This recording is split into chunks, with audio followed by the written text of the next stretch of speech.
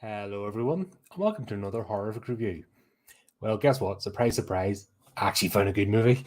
I know it's shocking, isn't it? Just looking for something to watch, usual. And also, I'm trying to dig in because I pay for Shudder, and I think it's about time I started actually watching a lot of movies there. Yeah, I'm as guilty as anybody else for having subscriptions that I don't use enough. So I've been trying to get back into the sort of movies that are there and catch up on them. Hence why I'm watching a lot of crap lately too. Um, Here, it's the toss of the coin, but this one, Devil's Workshop, surprisingly good. Actually, had a lot of fun watching this. A little bit titillated as well. There's a lot of sexual tension, which was fun. But the premise of the story, we've got Clayton, who is, wouldn't say young, he's 35, but he's considered, in my world, he's considered young. He's a struggling actor. He's been at the game a long time, and he's actually taken acting classes, which kind of says a lot. He keeps getting pipped to the post and not getting anywhere. There's a TV show episode that keeps getting referenced that he was in, but he was cut out of the actual episode itself. His scene was cut out. So this is the kind of level that he's at. He's like super frustrated. We meet this other guy at his class. Like, it's weird, like people in their 30s and like a high school environment. I thought that was a bit strange, but say la vie, it's America. What can I say? They do what they do. But we meet this other guy, Donald, and instantly, it's that sort of person that if you see them first, you duck them. I mean, you cross the street, you hide from them, you don't want them in your face, and instantly we know that Donald has a problem with Clayton. Like, it's that fake, like the slime's dripping off him. He's being your friend, but he's putting you down at the same time while bigging himself up. God, I have encountered people like this. For some reason, I'm a magnet. For some reason, these people come to me in my life. I've known hundreds of guys, I guess, and girls, and they want your validation. And if you don't give it to them the right way, or if you're just letting them do their thing and forging your own path, they got to get in your face. For some reason, the existence of someone like me just galls them. They could have 100 sycophants, but if you're not one of them, that they make a beeline for you. It's really, really strange. And they spend their time just, I'm the best thing since sliced bread, blah, blah, blah, and you're not, are you? And you haven't done this, and they're always looking to, chip away at you. It's very weird. And you don't even notice, like, I've learned to recognize now that somebody comes out, the fake of the smile when they come at you, and the immediate overtures of friendship, like you haven't even built a rapport. Watch out, because it's this sort of person. I'm gonna see us getting played out with Donald Clayton, like he's in there. And what it is, there's an audition for a movie, and it's about a demonologist, and they're both in for the part. Clayton just finished reading his lines. He'd come out, and then Donald's like blah blah blah blah blah blah blah blah blah, and usually when someone like that speaks, that's all you hear is blah blah blah, and you're like, oh, would you ever go away?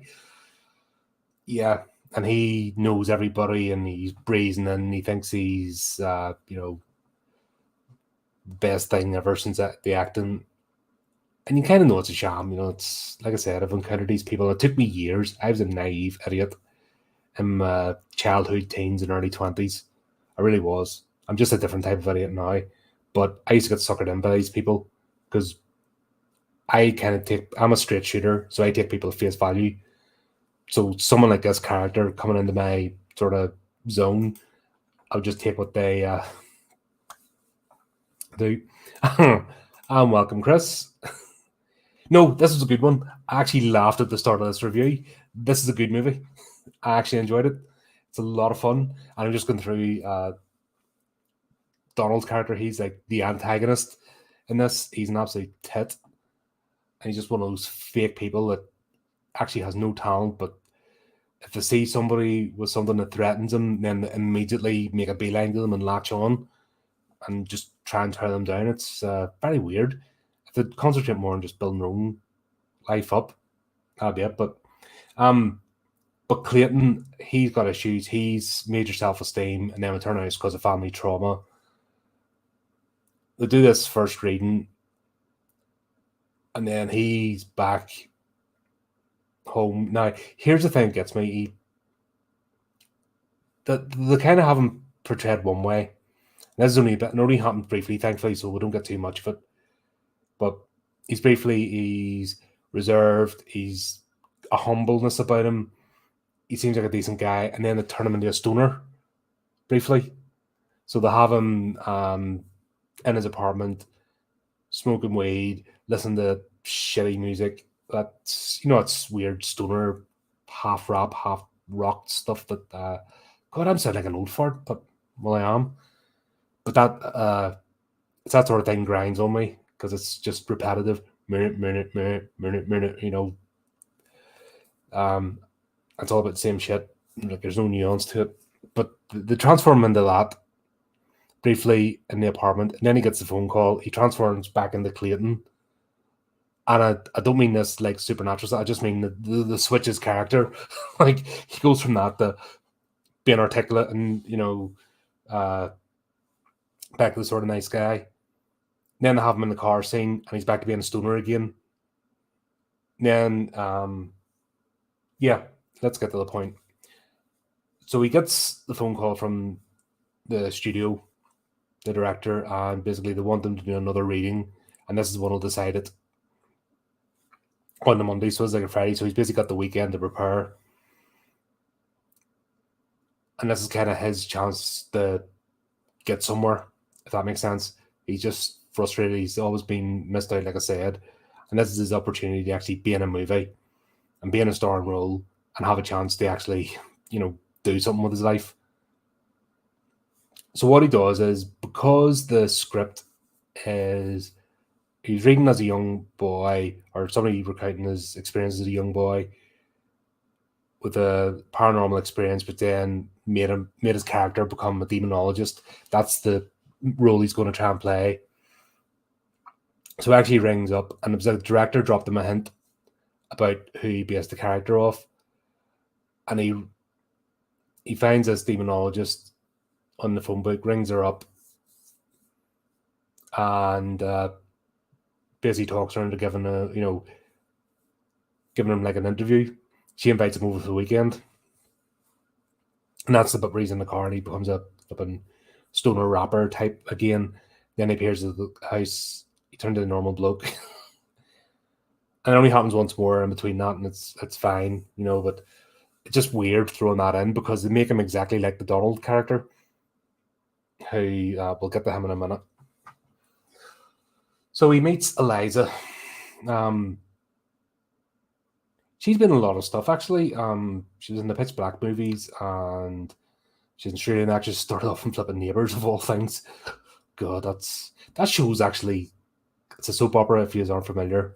But that's actually doing a stage show now, so it finished last year, I think. It finally aired the last episode of it. I mean, it's show me age again, sorry, but that's where you got Kylie Minogue and Jason Donovan from, and Holly Valance, and every Australian export came from that soap opera. That's how big it was back in the day.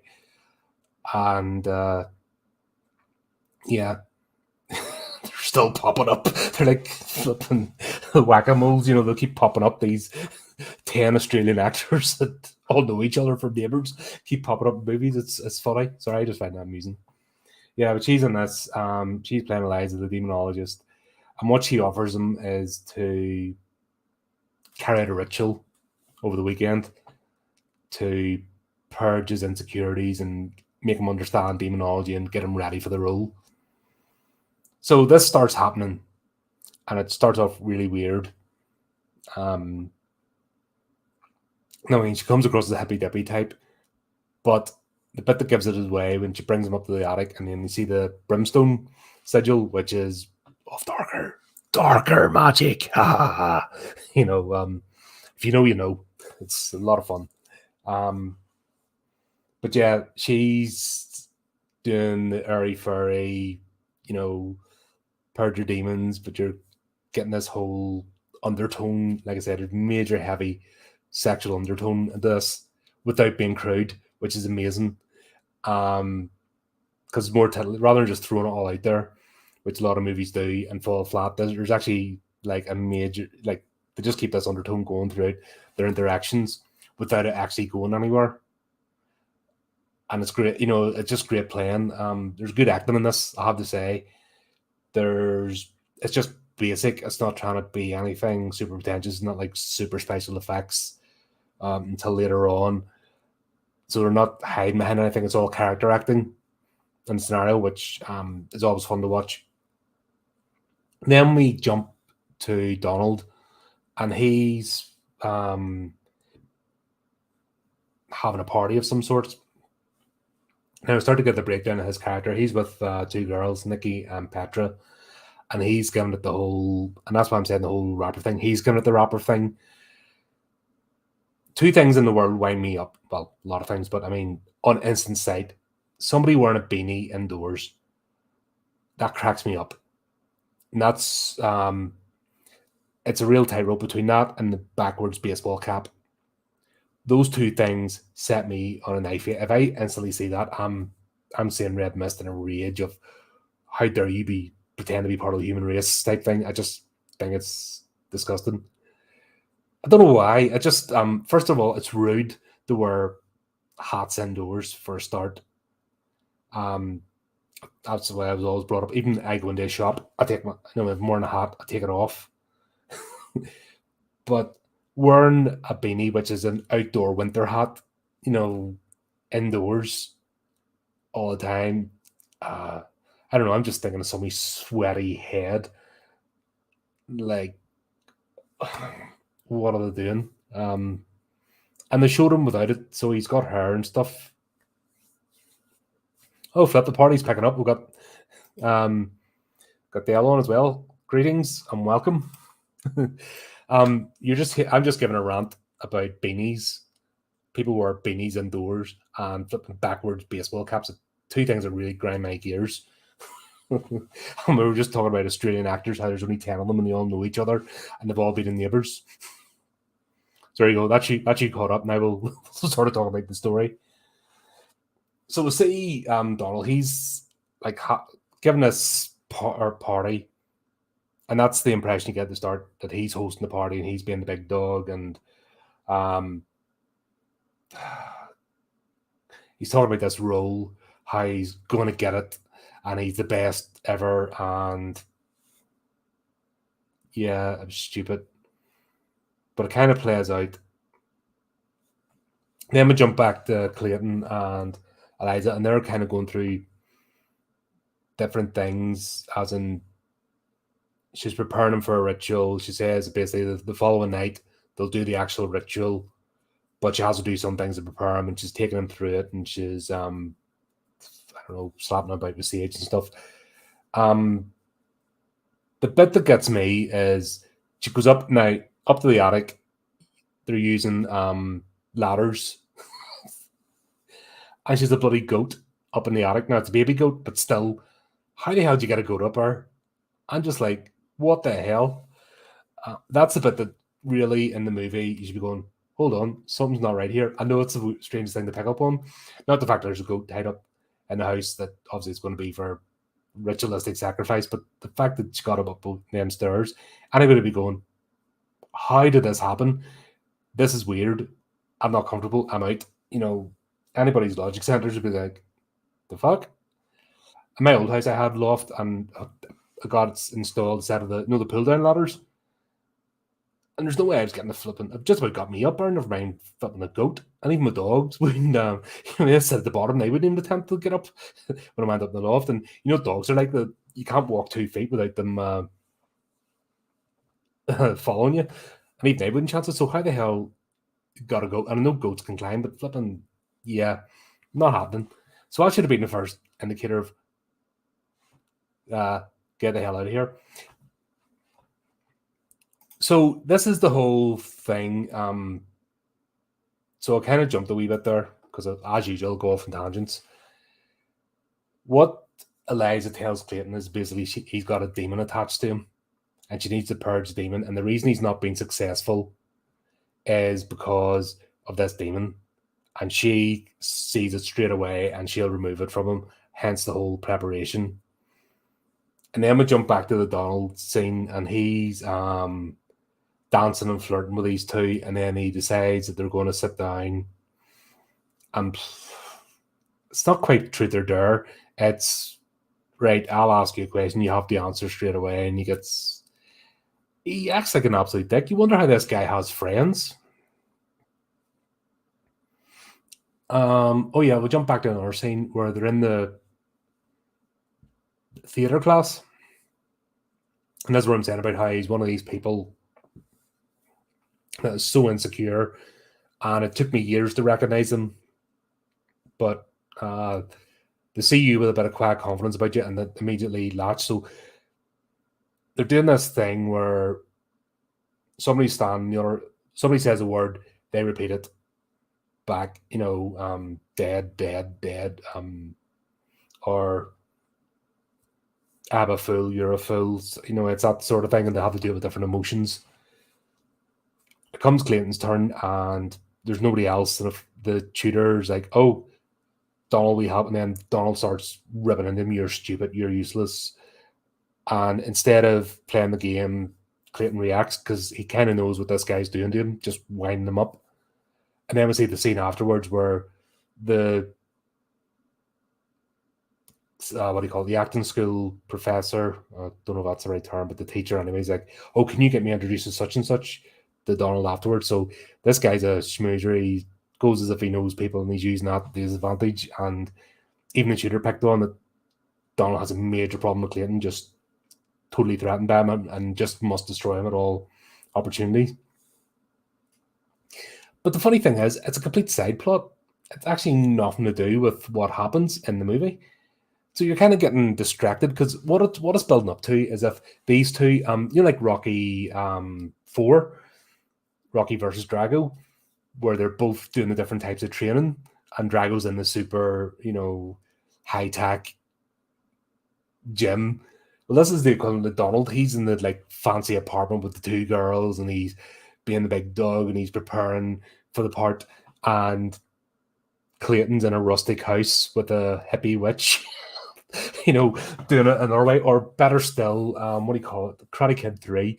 It's given that whole vibes. I'm sure you can see where I'm going with this. You've got Daniel LaRusso is training with Mr. Miyagi, all soft, water flowing styles. And then you've got, what do you call him? And in the third one, not Terry Silver, Nick Barnes. Yeah, and you got Nick Barnes doing the training by punching holes through walls, basically. This is what's going on here, except it's acting. And they're both using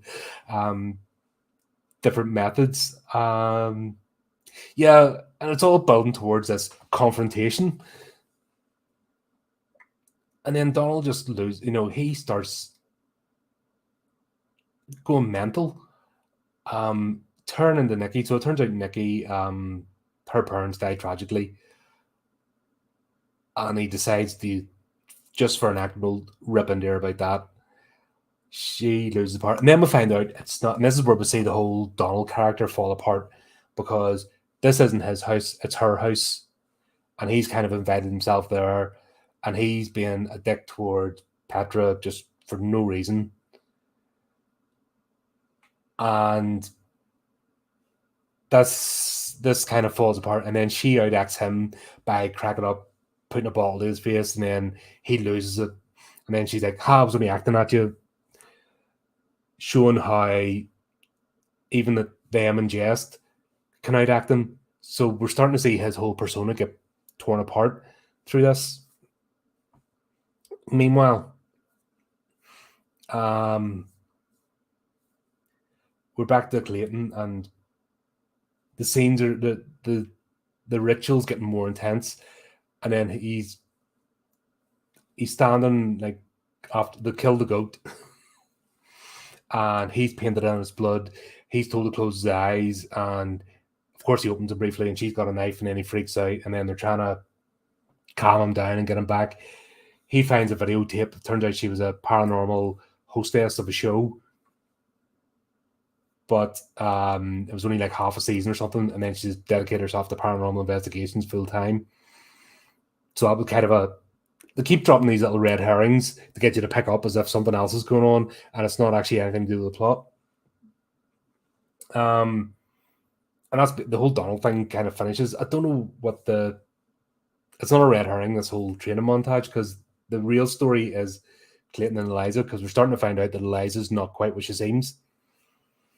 And then they're doing the whole thing with she keeps making him tea, and she's swirling her pendant over it and like almost casting spells. So we know something's going on. Think Get Out, the whole what was it in the tea? I can't remember. God, it's been ages since I've seen that movie. But the tea was laced with something, and it was the hypnosis, the spoon stirring.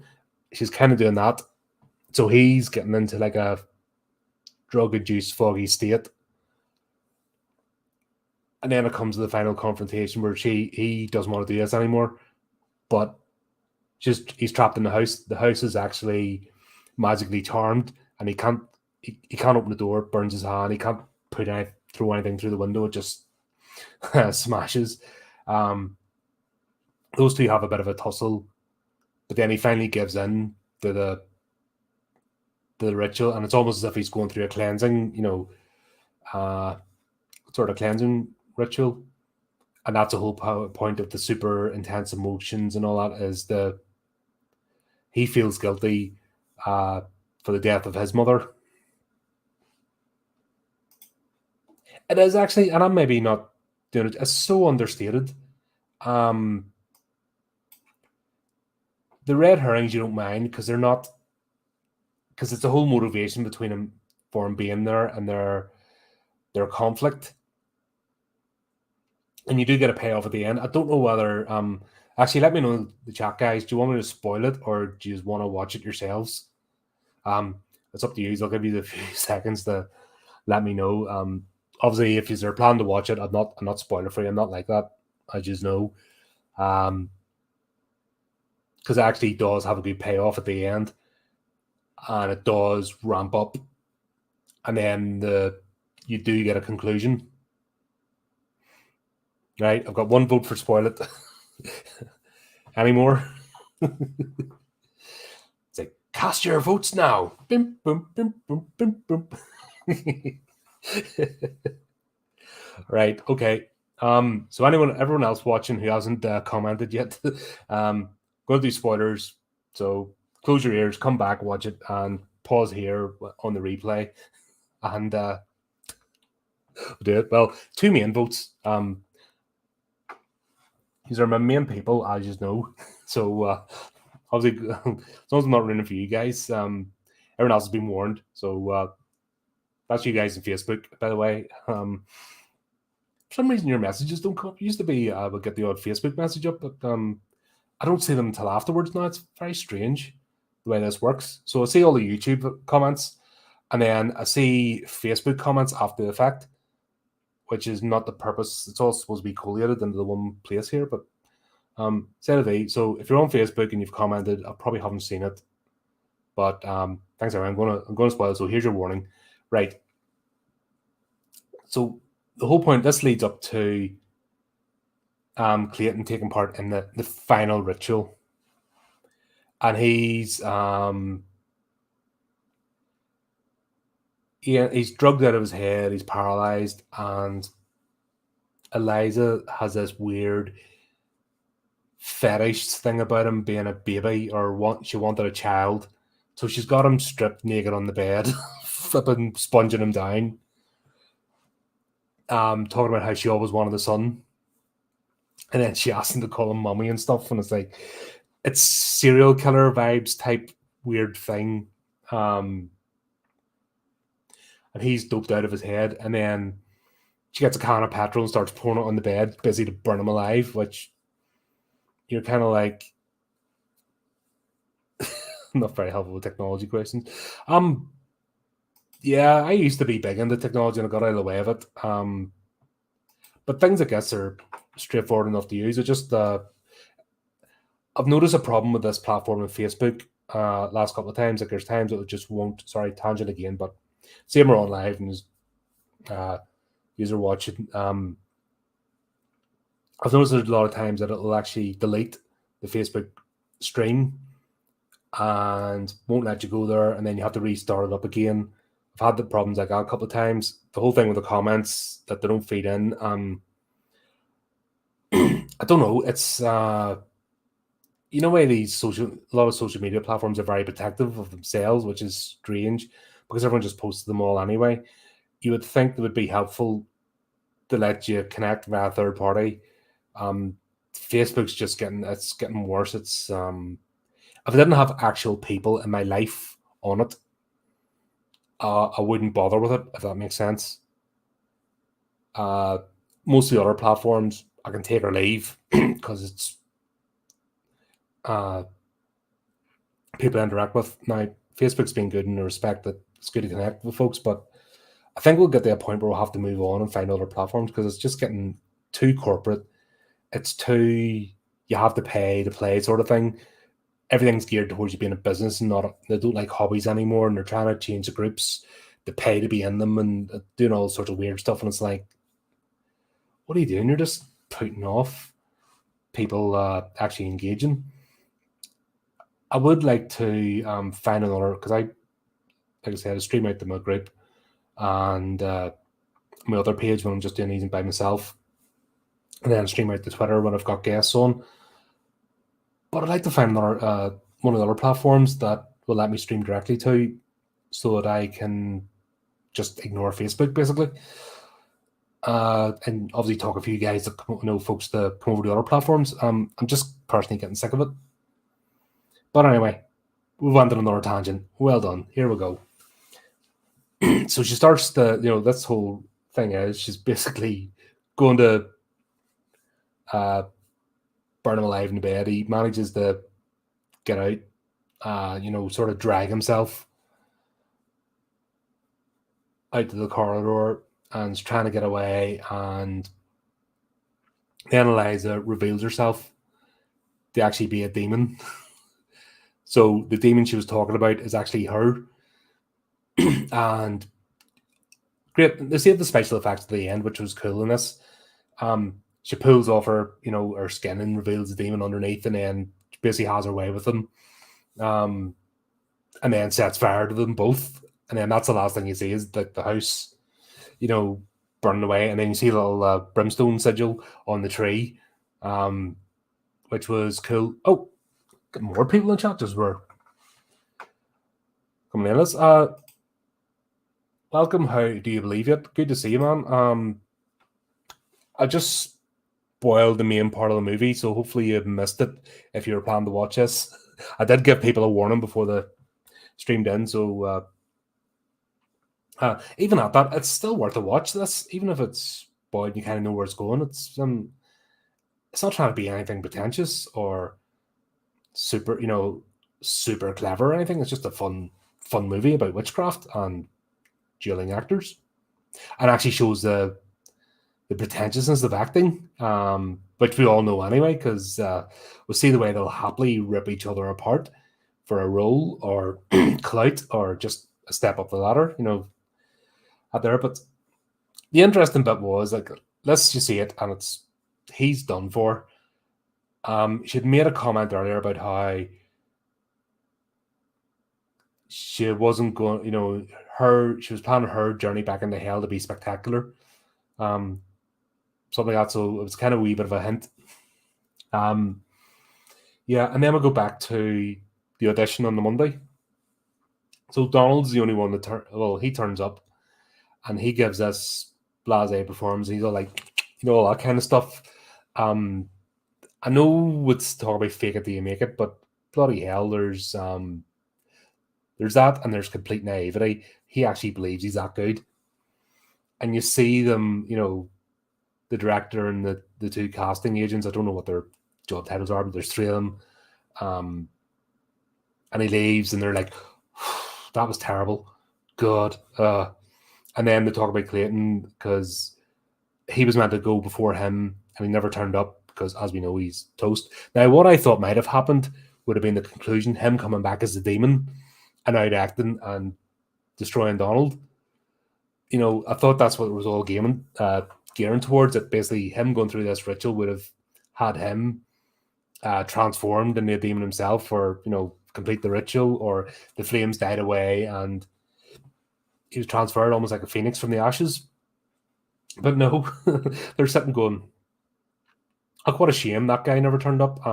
He was really good. There was something about him." So the thing he was yearning for was in his reach, and if he hadn't have went to Eliza's house to get the extra coaching, he would have smashed it. But this is the classic example. I know it's not a deep movie by any shape or form, right? But there's a wee message in there. If you let someone get into your head, and that's what this Donald character represents, you let someone like that who's poisonous get into your head and fill you full of self-doubt, you're never going to achieve anything. And there's too many people out there. The minute you stick your head above the parapet, and I've talked about this for ages, so let's talk about the moral of the story. Because that's a good thing about horror. Horror can have morals and lessons without being preachy. Now, there's some like really terrible movies that do it, but then that's the idiots from the other franchises that come over and don't understand what horror is about. Horror has always been a warning, a commentary, a look at the human condition in various forms. That's the beauty of the genre. And this one's just the same. Donald represents, like, I know of a few creators who watch this as well and interact with. Use no fine rightly. The minute you put yourselves out there, there's always that little sniveling dipshit that'll tear you down. And I'll say, but you haven't done this, so you're not a real author slash filmmaker slash creator slash YouTuber slash whatever. You're not a real one because you haven't done this. And you'll never please them because they'll always pull something out of the bag, or they'll pick up the one thing. Like, somebody will watch this video and they'll pick up the one thing that I've not said 100% correctly, or a point they didn't make, or the fact that it talked about this part of the plot before this part, and they'll hone in on that. And all they're trying to do is their jealousy of the fact that you're here and you're doing it and they're not, just eats away at them.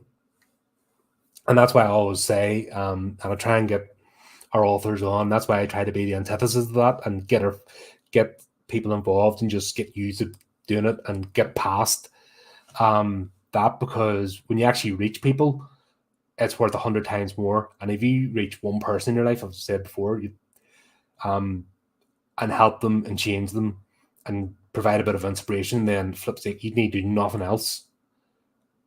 It's it really is that rewarding just to see someone take a next level, next step, or push forward because you've been there and you've inspired them. And I mean, it's amazing to do that. And it doesn't matter what it is. Should it be this or something else? And it's hard to do. It takes a lot of fortitude. Because like I said, there's a lot of people who just love to tear down. You see it, even talking about movies. This whole thing has become so toxic with the sort of plebeians that me liking this movie will instantly create a gang of people who hate the movie just because you've said it. And that's kind of where we are. And you gotta not react to that and just stay away from those conversations and stay away from the Donalds of the world. He is a dipshit in this, and he's the one that hides behind 100 avatars and spends his whole day attacking you. He's the one that picks at you to make up for his own inadequacies. You know what I mean? That's that sort of character. And it took me years. I think that's why this movie as well kind of, sometimes I find a little random emotional chord. I used to get sucked in by these people in my younger years. Used to get sucked in by them all the time, and then learned the hard way. And now I've got a bit older and wiser. Not much, but a bit. I can recognize them for what they are.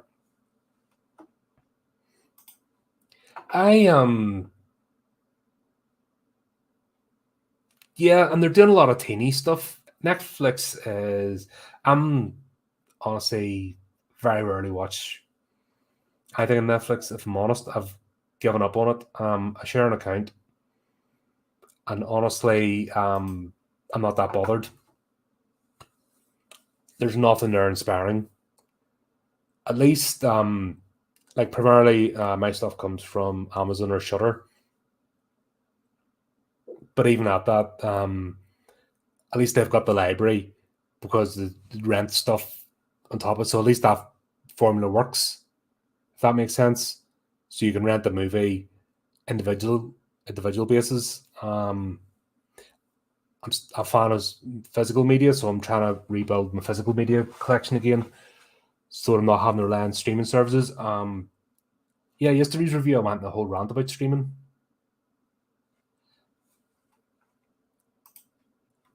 It's very hit and miss. I'll be honest with you that way. Shutter, it's a cheap. I mean, it's not super expensive, and it focuses a lot on independent horror. That's what you have to understand. So you get a lot of duds as well, which you've seen me cover. But you do get you get gems as well, and you get some of the classics. To me, Shutter should be bigger than what it is. It should be gathering all the old IPs. I know it has like the Phantasm series on it. It has the Puppet Master series, but it's very limited.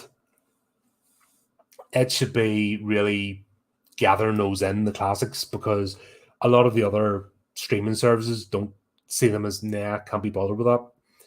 But they don't. But what they do is that they produce a lot of independent horror, which obviously I appreciate as well. The Canadian stuff, I've learned that Canadian horror is not great. If you see some of our reviews, and even Cameron and I have agreed in some movies that they were terrible. Just the common fact seems to be they're Canadian. Sorry, Canada, your horror movies are shit. Deal with it.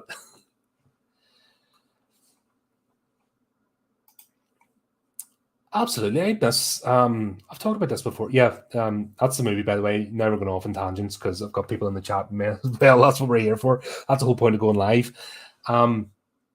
Yeah, I miss going down to HMV on a Saturday. I miss that whole here's a new release or here's a box set. And I've made this point before with some movies, why there's this 80s thing that's really really popular, because we've been through that and we're in the age of technology, but the people that have not been through that and have only seen the digital are missing out. That's why they hanker back to the days where people rode around in bikes and all, because they just don't do it now. And they understand, I think there's an understanding there. It's more than just a box of something. I mean, it's more than physical media. It's the artwork that goes into it. It's the presentation. It's the going down to pick it up and then meeting somebody of a similar mind. You know how the old story, if you meet somebody in the record aisle or the DVD. I mean, you go over if you're both over in the horror section. Oh, there's somebody like minded, and for that brief moment, you've got that togetherness, and you could be completely different people. But now it's become everyone has been entrenched in a camp, and you're either for it or you're against it. And if you like this movie, then you must like these other 10 movies, or you're not in this gang anymore. And it's gone very Lord of the Flies type stuff, like almost we're in the modern age, but people are acting like they're still in caves.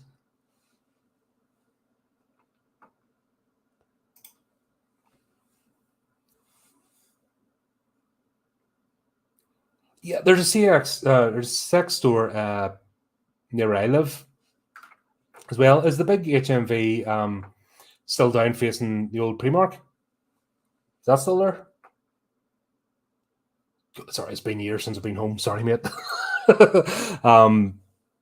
Yeah, but that was it. You went down in the high street, flipping HMV store, and the old Virgin Mega store as well. And that used to be, yeah, I'm not really showing me age, but the old the old Virgin Mega stores next to Castle Court, that used to be the place to go as well. That was the first big shiny that came into Belfast. God, where else? There's that wee record store right in the back of Potter's Entry, the other side. What was the other side of Potter's Entry, where you had the wee record store? used to be there, and that's where you got all your stuff. And then you had the arcade in North Street that used to have a few wee fun shops on it. Yeah, but that was it. The whole point was you went down the store. It was an event. You knew something was being released, so you were down there on your Saturday, and you met someone. You met a few people. You talked for a minute. You met some of your friends. You might have had a bit of crack and a bit of laugh, and that was it. And yeah, I think people are missing that. So that's why the whole 80s thing's popular, just to get back to the point again. But yeah, this is a decent movie, by the way, just to get back to the whole point. Is it? Does he still have the sign?